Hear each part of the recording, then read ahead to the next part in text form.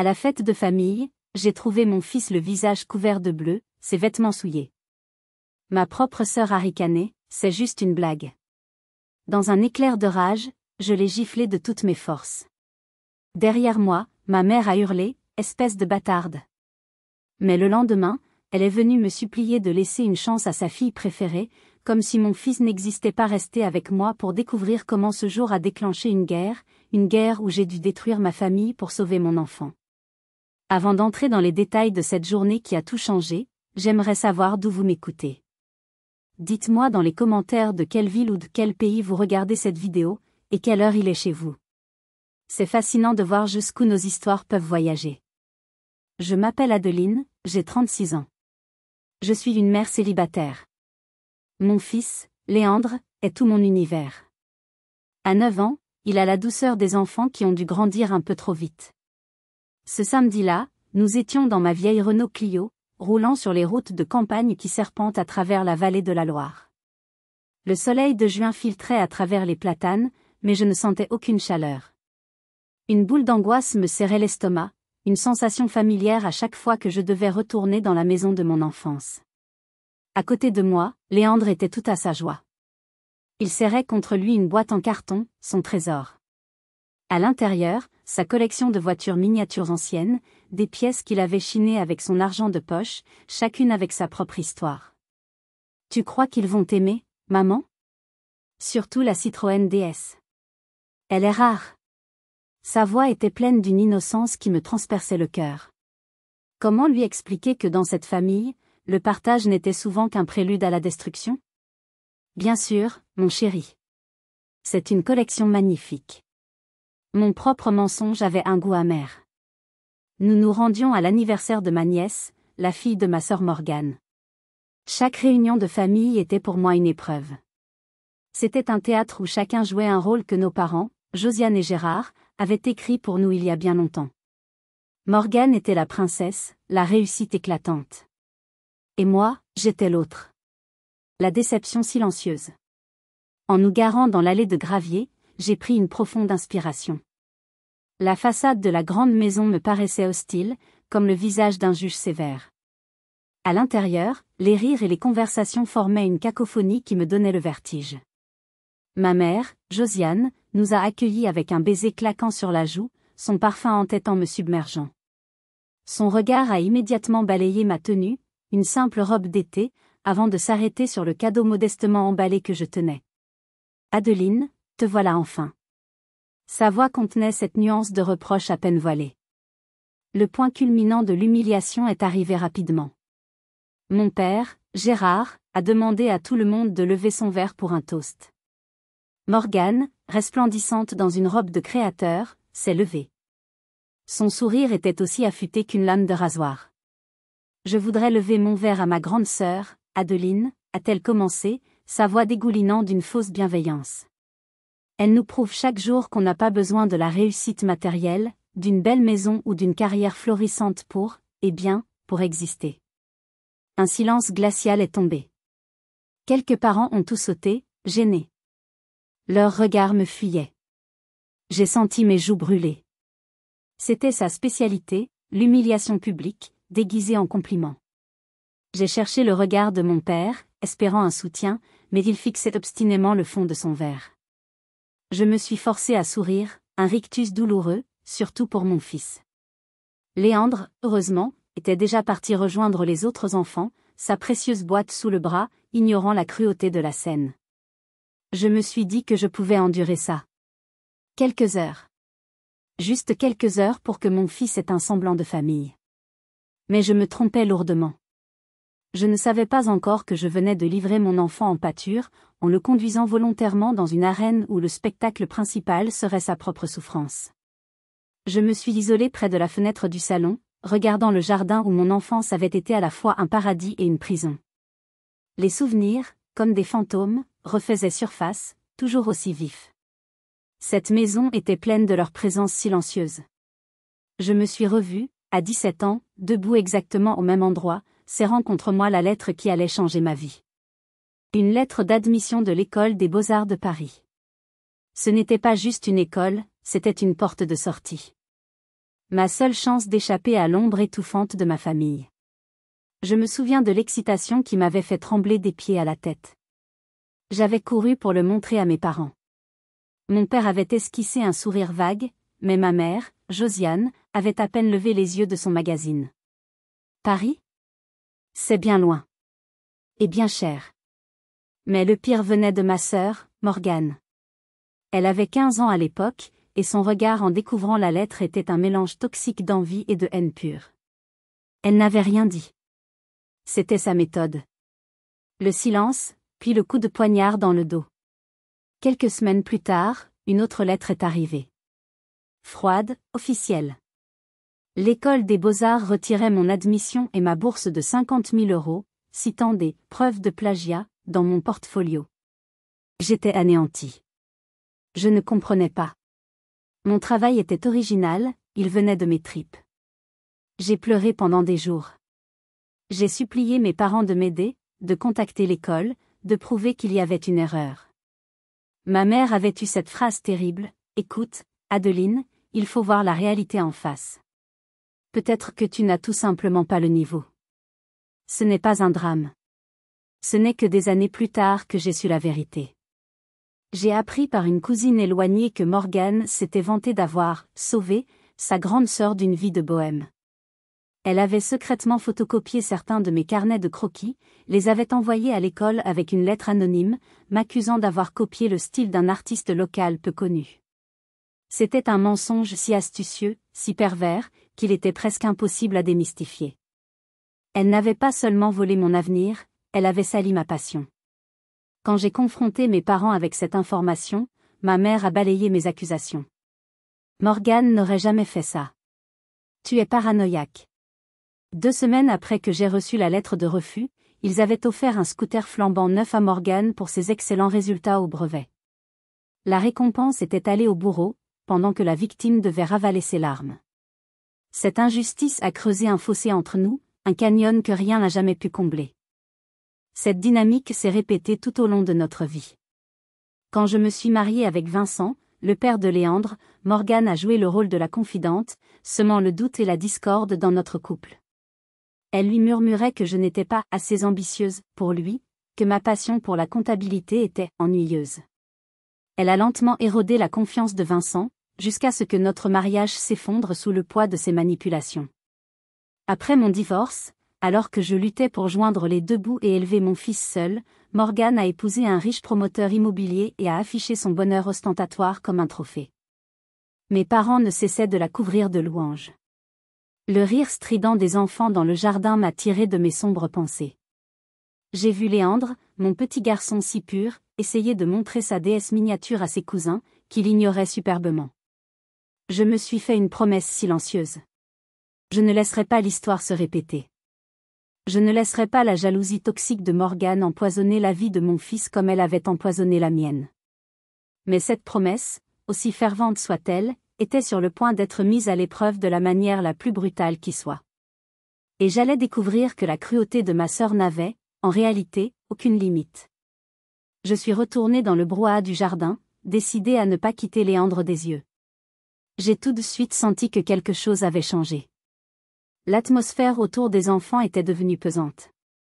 Mon fils, qui quelques minutes plus tôt riait aux éclats, se tenait maintenant à l'écart, le visage fermé. Ses cousins, menés par le fils aîné de Morgane, un garçon arrogant de 10 ans, lui lançaient des regards moqueurs. Il jouait au foot, et à chaque fois que Léandre essayait de s'approcher du ballon, il le repoussait d'un coup d'épaule. « Dégage, le nain, c'est pour les grands ici », a lancé l'un d'eux. Mon sang n'a fait qu'un tour. J'ai commencé à avancer, prête à intervenir, mais la main de mon père, Gérard, s'est posée sur mon bras.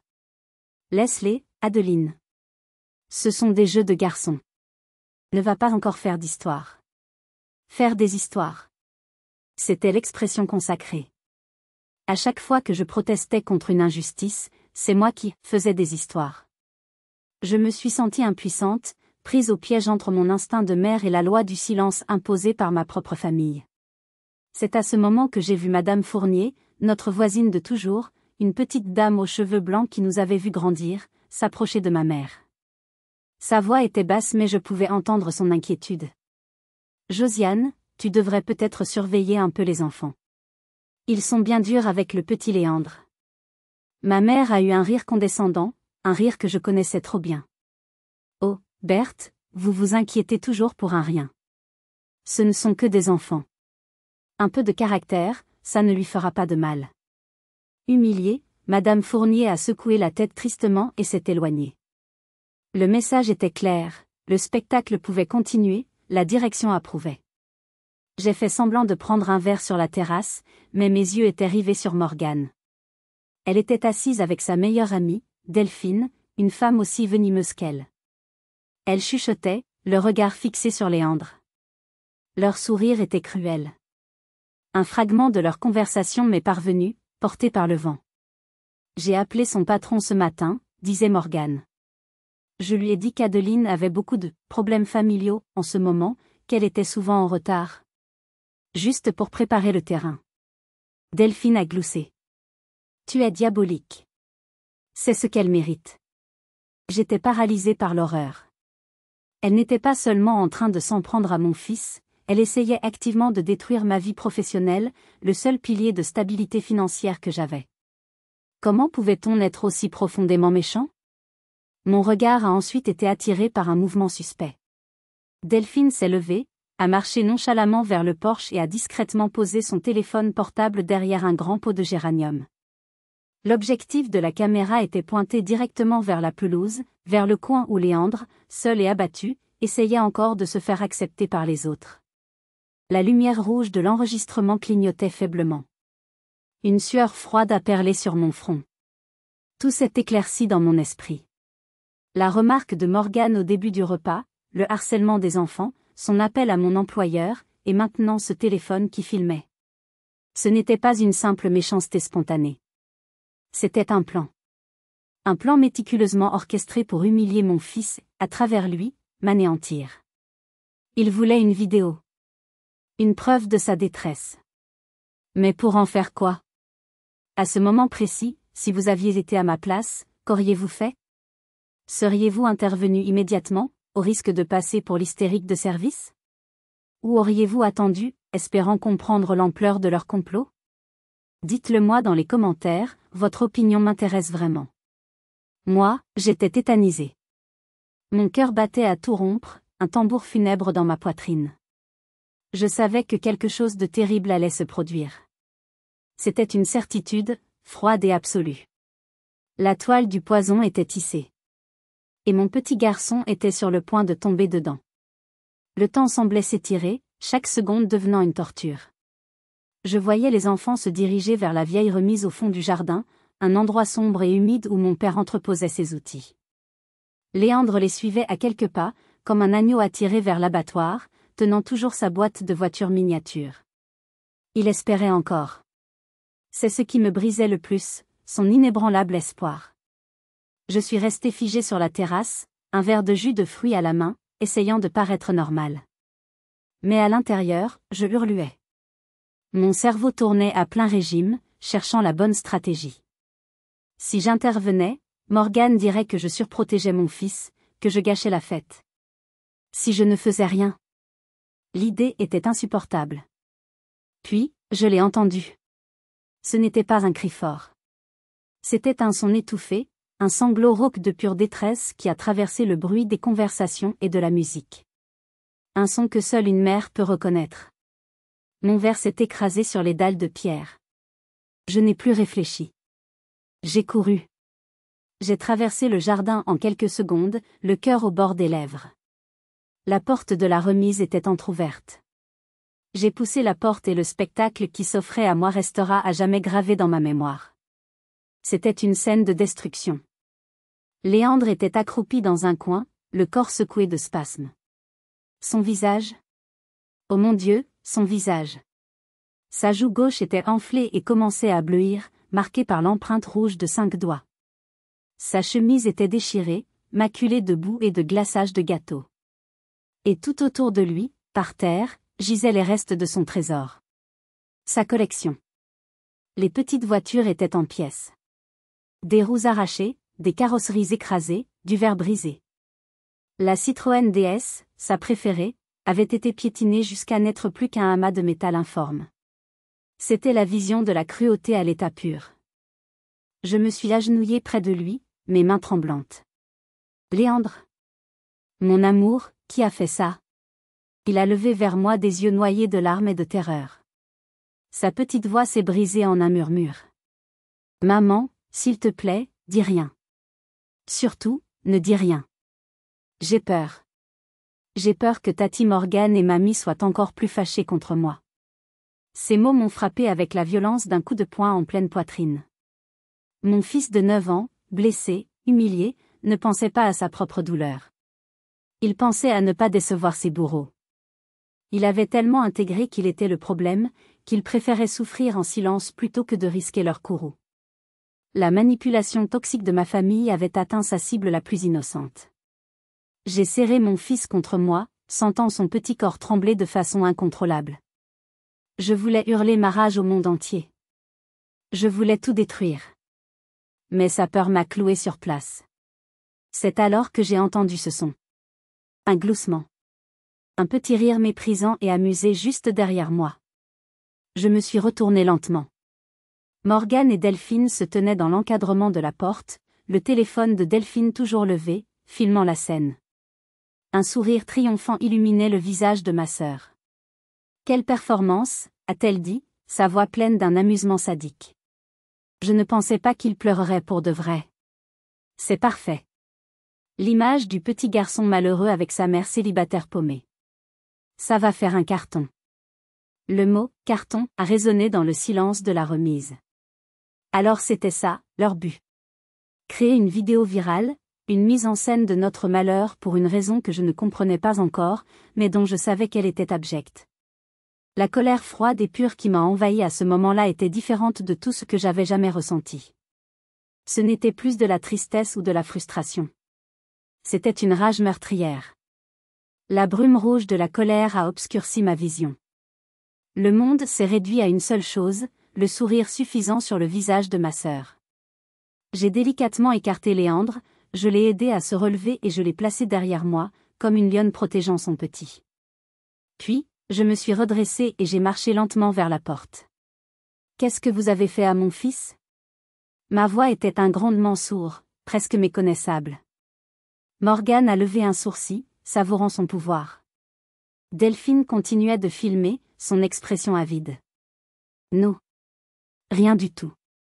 Les enfants se sont un peu chamaillés pour des jouets. Tu sais ce que c'est, non? Ah, c'est vrai, tu n'en as qu'un. Tu ne peux pas comprendre. Chaque mot était une provocation. Elle voulait me pousser à bout.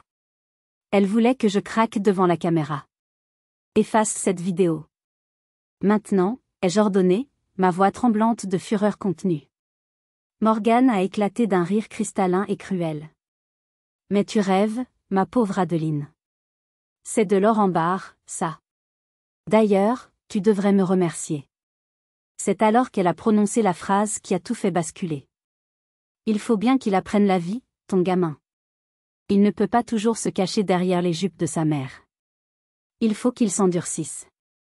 Tu es en train d'en faire un raté, exactement comme toi. Un raté, exactement comme toi. Ces mots ont agi comme un détonateur. Tous les non-dits, toutes les humiliations, toutes les injustices accumulées depuis 20 ans ont explosé en moi. Je n'ai plus pensé. Mon corps a agi avant mon esprit. Ma main est partie. Le son de la gifle a claqué dans l'air, sec et brutal. Un son définitif. La tête de Morgane a volé sur le côté.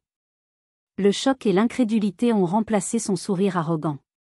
Delphine a eu un hoquet de surprise, mais elle n'a pas arrêté de filmer. Un silence de mort s'est installé. Personne n'osait bouger. Puis, le chaos s'est déchaîné. Attirée par le bruit, ma mère, Josiane, est arrivée en trombe, son visage congestionné par la colère. Elle n'a même pas jeté un regard à Léandre qui se cachait derrière mes jambes. Elle a vu la joue rouge de Morgane et s'est tournée vers moi comme une furie. Mais qu'est-ce que tu as fait? Espèce de folle. Tu oses lever la main sur ta sœur? Elle a laissé les enfants frapper Léandre. Elle a tout filmé, ai-je crié, ma voix se brisant. Ma mère a eu un geste dédaigneux de la main, comme pour chasser une mouche. Ne dis pas n'importe quoi. Tout ça, c'est encore à cause de cet enfant malvenu, n'est-ce pas? Depuis qu'il est né, il n'apporte que des problèmes. Cet enfant malvenu. La malédiction était prononcée. Le jugement final était tombé. Devant ma sœur, devant son ami, devant la caméra qui tournait encore, ma propre mère venait de renier son petit-fils. De le réduire à une erreur, un fardeau. J'ai senti le sol se dérober sous mes pieds. La douleur était si intense, si physique, que j'ai eu du mal à respirer. C'est cette douleur qui m'a donné une force nouvelle. Une clarté glaciale. J'ai sorti mon propre téléphone. J'ai ignoré les cris de ma mère et les jérémiades de Morgane. Je me suis agenouillée près de Léandre. Montre à maman, mon chéri. D'une main tremblante, j'ai pris des photos. Des photos en gros plan de sa joue meurtrie. De sa chemise déchirée. Des débris de ses voitures. Chaque cliché était une promesse. Une promesse de justice. Je me suis relevée. J'ai regardé ma mère et ma sœur dans les yeux. Ceci, ai-je dit en montrant mon téléphone, c'est la preuve. Votre petit jeu est terminé. Vous allez le payer. Toutes les deux. J'ai pris la main de Léandre. Et sans un regard en arrière, j'ai traversé la fête qui continuait comme si de rien n'était, quittant pour toujours la maison qui n'avait jamais été un foyer. Le cauchemar ne faisait que commencer, mais pour la première fois de ma vie, je savais que je n'étais plus la victime. J'étais prête à me battre. Le trajet du retour s'est fait dans un silence assourdissant, seulement brisé par les reniflements étouffés de Léandre sur la banquette arrière. Je conduisais en mode automatique, mes mains crispées sur le volant, les images de la scène tournant en boucle dans ma tête. La joue de mon fils. Le sourire de ma sœur. Le visage haineux de ma mère. Chaque détail était un tisonnier brûlant dans ma mémoire. Une fois arrivé dans notre petit appartement, la première chose que j'ai faite a été d'appeler mon avocate, Maître Dubois, une femme que j'avais consultée lors de mon divorce. D'une voix que je m'efforçais de garder stable, je lui ai tout raconté, lui envoyant immédiatement les photos que j'avais prises. C'est une agression, Adeline, m'a-t-elle dit d'un ton grave. Et le fait qu'ils aient filmé la détresse de votre fils est un facteur aggravant. Nous allons porter plainte. Mais cette vidéo qu'ils détiennent, ce serait l'idéal de la récupérer. Récupérer la vidéo semblait impossible. C'était leur trophée, leur arme. Je me sentais démunie. Les jours qui ont suivi ont été un brouillard de tristesse et de colère. Léandre était devenu silencieux, un fantôme dans notre propre maison. Il ne touchait plus à ses jouets. Il passait des heures à regarder par la fenêtre, le regard vide. La blessure sur sa joue s'estompait, mais celle de son cœur était béante. J'ai reçu des dizaines d'appels et de messages de ma mère et de Morgane. Je les ai tous ignorés. Je ne pouvais pas leur parler. Je ne savais pas si je le pourrais un jour. Et puis, 3 jours après le drame, un miracle inattendu s'est produit. Une enveloppe matelassée est arrivée au cabinet de Maître Dubois. À l'intérieur, il n'y avait pas de lettre d'expéditeur. Juste une clé USB et un petit mot, écrit d'une main tremblante et âgée, « J'ai tout vu. J'ai tout entendu. Ce n'est pas juste. Une grand-mère ne devrait jamais parler comme ça de son petit-fils. J'ai vu la jeune femme oublier son téléphone. Je l'ai pris. Voici ce qu'il y avait dessus. Faites en bon usage. Une voisine qui a une conscience. C'était Madame Fournier. Maître Dubois m'a appelé immédiatement. Adeline, vous n'allez pas le croire. J'ai la vidéo. La vidéo complète. J'ai éclaté en sanglots au téléphone. C'était un soulagement si intense qu'il en était douloureux. Cette femme, cette voisine que ma mère avait traitée avec tant de mépris, venait de nous offrir la justice sur un plateau d'argent. Son courage et son intégrité contrastaient si violemment avec la lâcheté et la cruauté de ma propre famille. La vidéo était encore pire que dans mes souvenirs. Elle montrait tout.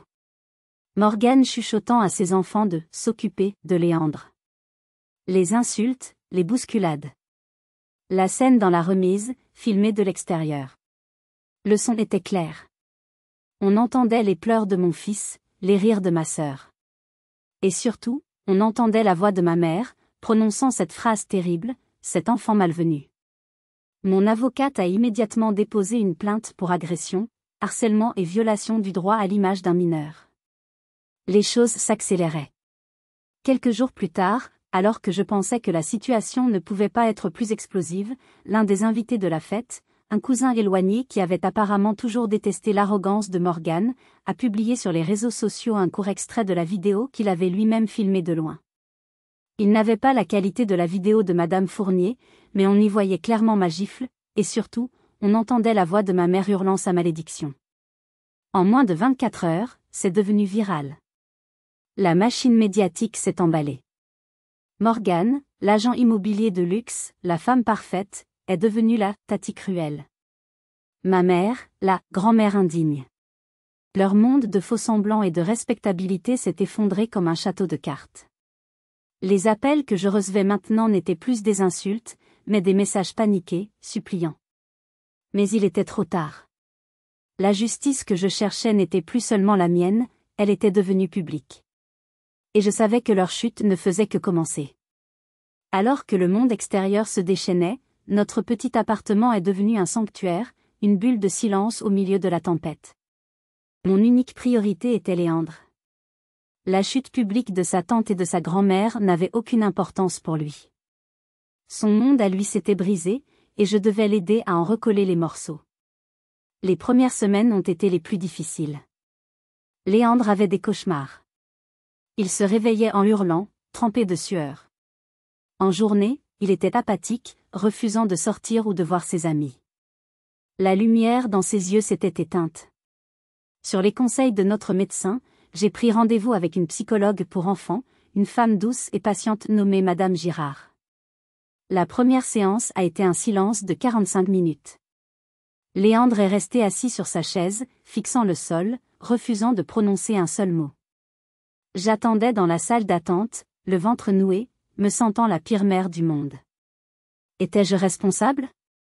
Aurais-je dû le protéger plus tôt? La culpabilité me rongeait.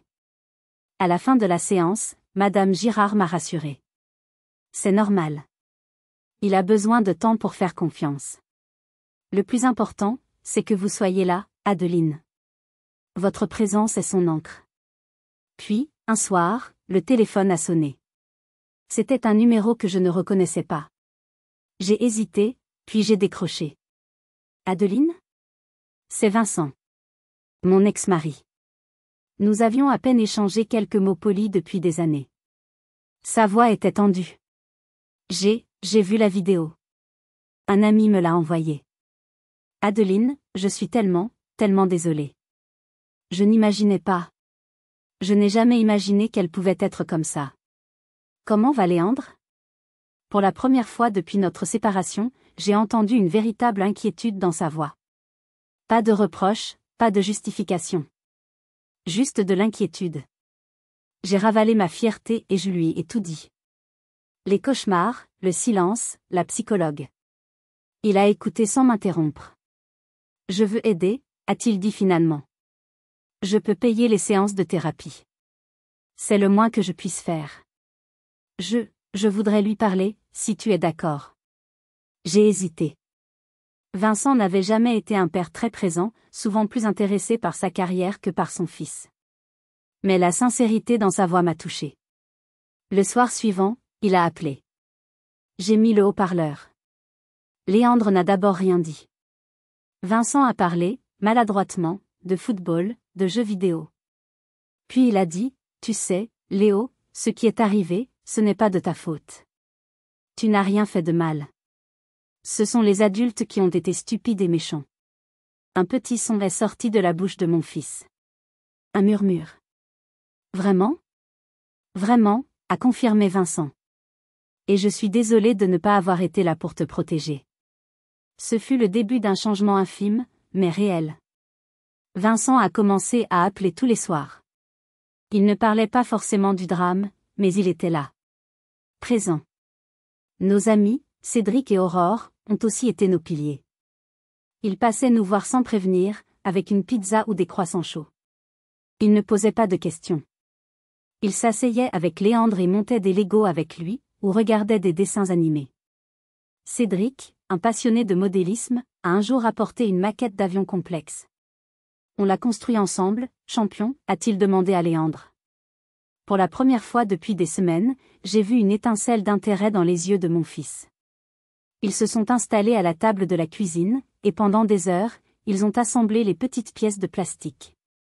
C'était une thérapie silencieuse, une reconstruction minutieuse, pièce par pièce. Tout comme mon fils. Un soir, alors que je le bordais, Léandre m'a serré très fort dans ses bras. « Maman ? Oui, mon cœur ? Est-ce qu'on pourra acheter une nouvelle petite voiture ? Juste une ? Pour recommencer ? Les larmes me sont montées aux yeux. C'était la question que j'attendais. Le signal que la vie, malgré tout, reprenait ses droits. Mon fils était prêt à reconstruire son monde, et je serais là à chaque étape pour lui donner les pièces. Si vous êtes arrivé jusqu'ici, laissez un commentaire pour nous dire ce que vous auriez fait à la place d'OP. Vous pouvez aussi écrire simplement le chiffre 1 pour montrer que vous suivez encore. Et dites-nous, vous regardez cette histoire depuis quelle région ou quel pays ? Alors que Léandre commençait doucement à remonter la pente, je devais faire face à mes propres démons. La réapparition de Vincent dans nos vies, bien que bénéfique pour notre fils, a rouvert des blessures que je pensais cicatriser. Chaque appel téléphonique, chaque marque d'intérêt de sa part me ramenait à notre passé, à l'échec de notre mariage, un échec orchestré en coulisses par Morgane. Un samedi après-midi, Aurore est passée prendre le café. Elle a vu mon air soucieux. « Qu'est-ce qui ne va pas, Adeline ? Tu as l'air à 1000 lieues d'ici. » J'ai soupiré. C'est Vincent. C'est bien qu'il soit là pour Léo, vraiment. Mais, ça me perturbe. Ça me rappelle à quel point Morgane a tout détruit. Aurore a posé sa tasse et m'a regardé avec bienveillance. Tu ne lui as jamais vraiment raconté, n'est-ce pas ? La façon dont elle s'y est prise. J'ai secoué la tête. J'avais toujours eu trop honte, trop mal. Mais peut-être qu'il était temps. Je me suis lancée. Je lui ai raconté les débuts de mon histoire avec Vincent. Nous étions heureux, amoureux. Mais Morgane était toujours là, comme une ombre. Elle se présentait à l'improviste à nos dîners en tête-à-tête.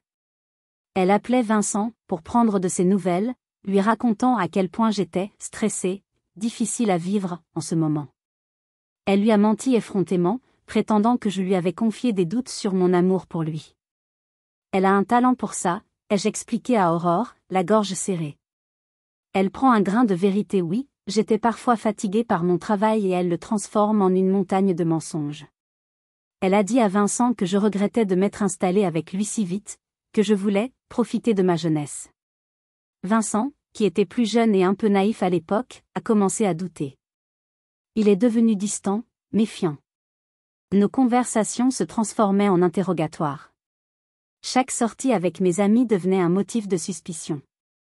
J'essayais de le rassurer, mais le poison de Morgane avait déjà fait son effet.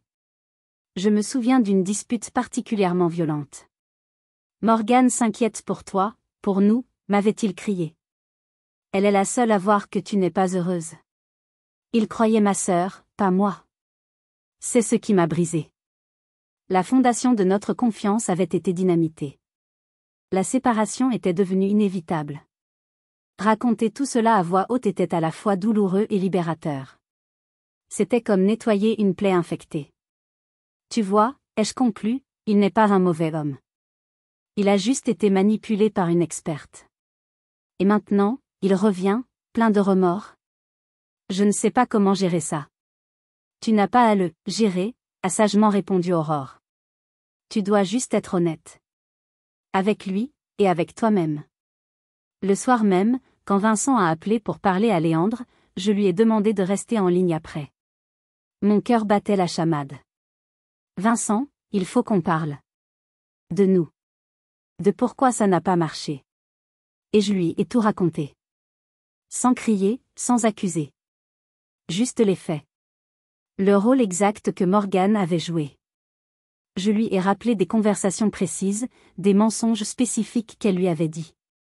Il y a eu un long silence à l'autre bout du fil. Puis, j'ai entendu un son étouffé. Il pleurait. J'ai été tellement stupide, a-t-il murmuré. Tellement aveugle. Je lui ai tout raconté, nos disputes, mes doutes. Je lui ai donné les armes pour nous détruire. Adeline, pardonne-moi. Ce n'était pas le pardon que je cherchais. C'était la reconnaissance de la vérité. Je ne sais pas si je peux te pardonner, Vincent, ai-je répondu honnêtement. Mais il faut qu'on avance. Pour Léandre. Il a besoin que ses deux parents soient des adultes responsables. Pas des ennemis. Cette conversation n'a pas effacé le passé, mais elle a ouvert la porte à un avenir différent. Un avenir où nous ne serions peut-être pas un couple, mais où nous pourrions être des alliés pour notre fils. C'était une autre pièce du puzzle de ma reconstruction. Mais la pièce maîtresse, le procès, était encore à venir. Et je me demandais si j'aurais la force d'affronter ma mère et ma sœur devant un juge. Si vous êtes arrivés jusqu'ici, laissez un commentaire pour nous dire ce que vous auriez fait à la place d'OP. Vous pouvez aussi écrire simplement le chiffre 1 pour montrer que vous suivez encore.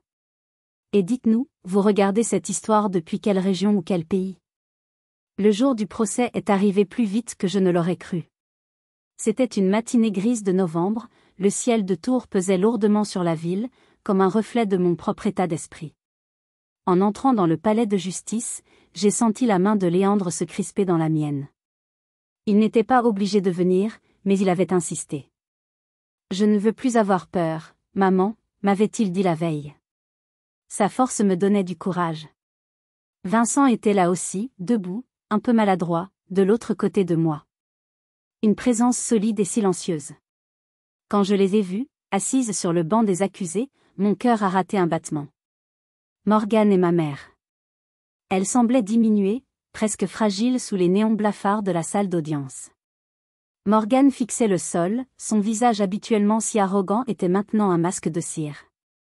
Ma mère, elle, me regardait fixement, ses yeux brillants d'une colère froide et accusatrice.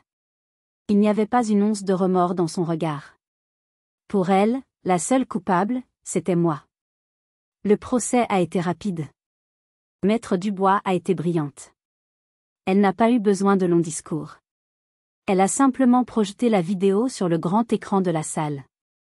Le silence était total. On entendait les rires cruels de ma sœur, les pleurs de mon fils, et cette phrase terrible de ma mère qui a résonné comme un coup de tonnerre, cet enfant malvenu. J'ai vu certains jurés grimacer. Le juge, un homme d'une cinquantaine d'années, avait le visage fermé, impénétrable. L'avocat de la défense a bien essayé de plaider la blague qui a mal tourné, la dispute familiale montée en épingle. Mais les images parlaient d'elles-mêmes. Elles étaient la vérité brute, incontestable. Quand le juge a demandé à Morgane si elle avait quelque chose à dire, elle s'est levée, tremblante. Je regrette, a-t-elle balbutié. Je n'ai jamais voulu lui faire de mal. Son mensonge était si pathétique, si vide, qu'il en était presque insultant. Après une courte délibération, le verdict est tombé.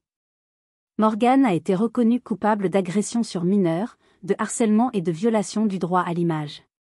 Elle a été condamnée à une lourde amende de plusieurs dizaines de milliers d'euros en dommages et intérêts pour le préjudice moral subi par Léandre, ainsi qu'à un travail d'intérêt général dans une association de protection de l'enfance. Un symbole puissant. Ma mère, en tant que complice passive et pour ses propos discriminatoires, a également reçu une amende. Mais la partie la plus importante du jugement était l'ordonnance restrictive. Le juge a été très clair, interdiction formelle et définitive pour Morgane et Josiane de nous approcher, moi ou Léandre, à moins de 200 mètres, et interdiction de nous contacter par quelque moyen que ce soit. C'était fini. Un mur légal venait d'être érigé entre leur toxicité et notre paix. En sortant du tribunal, je n'ai pas ressenti de joie, ni de triomphe. Juste un profond soulagement. C'était comme si un poids de 1000 kilos venait d'être retiré de mes épaules. Le poids de l'injustice, de la peur, du silence. J'étais libre. Nous étions libres. Vincent a posé une main sur mon épaule. Tu as été incroyablement courageuse, Adeline. J'ai regardé Léandre. Il levait les yeux vers moi, et pour la première fois depuis des mois, son sourire n'était pas teinté de tristesse. C'était un vrai sourire d'enfant. C'est fini, maman? Oui, mon trésor. C'est vraiment fini. Le week-end suivant, Léandre avait un match de foot. Il pleuvait légèrement, mais l'ambiance sur le terrain était électrique.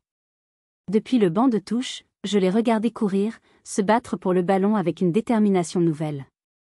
À un moment, il a intercepté une passe, a dribblé 2 adversaires et a tiré. Le ballon est allé se loger en pleine lucarne. Un but magnifique. Ses coéquipiers se sont jetés sur lui, l'acclamant. Et moi, sur le bord du terrain, j'ai crié de joie, j'ai applaudi jusqu'à en avoir mal aux mains. Les larmes coulaient sur mes joues, se mêlant à la pluie, mais cette fois, c'étaient des larmes de fierté et de bonheur. Mon fils n'était plus la victime.